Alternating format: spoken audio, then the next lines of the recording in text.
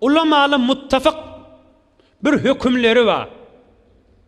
Ey enatala, ey ağala, kıyızımız, oğlumuz biz yaradan nällersa, bizim vazifemiz ol benneli ki Allah Taala bizim oğul kıyızımızı kökläpdir. Bizim vazifemiz Allah Taala'nın buyruğunu yürütmek bolan üstünne. Ulamalyň hükmü var.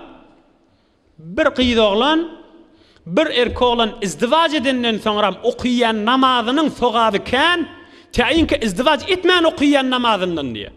Azatmışy. Ay bu zamanda zindagi fark etdi dip bilmänşik bol geçirmeli wagtmışy. Yaňa da aýtdym. Ahunyň aýtýan kefi dälşala, ey enatala, ey ağala. Peygamberjan aýdy ötinde senetlenmeden we ulamalyň hükümleri. Ahulyň aýtýan kef kan, ay zindagiden habarlary barmy? Ay falan nip beýdimäýliň.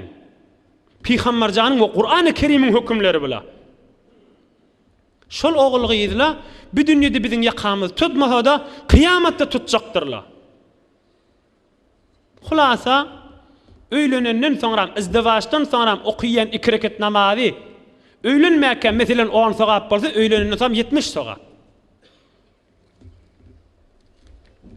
Bula öýlenmän gysgaça bir fazilatlary. Şeýlek öýlenmek gowzat bolýan bolsa, ey dost, ey ayallygyn, sen Hudaý üçin toyuň ýeňiljek tut.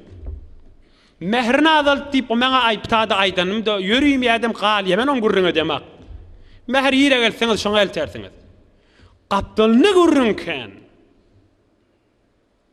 beter gurrünken, düýnüň bir gülýal jowan oglan habarlaşyp toyum tutup bilemek. Aýtdym, jan, ýeňiljek tutada. Aýyo boljak diýe. Falança milyon bolmasa adam boljak ki agzap bermedi. Meni bolýa agzamaýyn dedim. Näme diýip beýtmeli? Ayallygylla Hudaý üçin eşitdirýänse-de nämäni Peygamberjanyň sözüni eşitdiň? Qala sallallahu aleyhi ve sellem, Peygamberjan mübarek sözünde näme diýe? A'zamun nisa'i barakatan aysaruhunna mu'nah. Haýsy gyýyz oglanyň Hudaýyň ýanyna derejesiniň källigini biljek bolsaňyz, haýsy zenanaň bereketiniň källigini biljek bolsaňyz, şoň toy ýeňiljek bolar diýipdir. Şoň toyunyň bukçasy ýok bolar ýa az bolar diýipdir. Şoň toyunyň sefiniň gurrüňi ýok bolar ýa az bolar diýipdir. Ezafa kellagyr az boluberse, şo gyýyz oglan Allah Taalaň ýanyna derejelidir diýipdir. Peýgamberiň aýdan sözi taş. Yani Peygamber'in sözü fakat öz zamanını diyecek mi?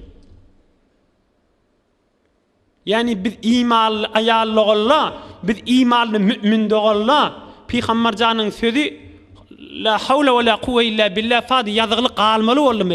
Zindagimizin içine girmeli ol qaldı mı?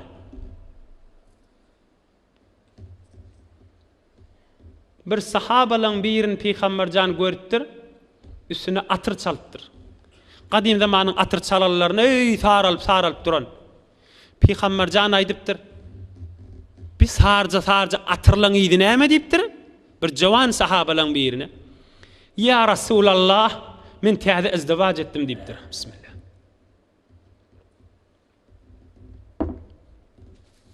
İzdivacymda bir hurman şäniginiň agramyna gyzyl bermeli boldum diýipdir. Peygamberjan gülüp hoş bolupdyr. Barakallah. Berekellah saňa diýipdir. Merhaba diýipdir. Ýöne bir dawarda ýyk ýa goýun ýa bir geçi çeviş bir zat ýyk toýda tut diýipdir. Berekellah saňa. Başga zat ýokmy diýipdir? Başga zat ýok diýipdir. Peygamberjanyň barakallahyny almak näme erzişli? Näme menen çalşak?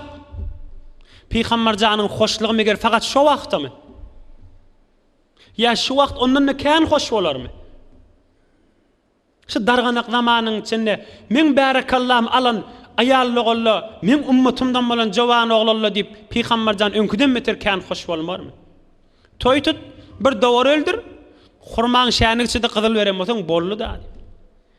Ey bu ne kadar gapdalynan kän? Aw jamiň agzap ýörme. Sen men sözümi eşitýän ey imanly ayallygyn. Sen özüň daýawdyr.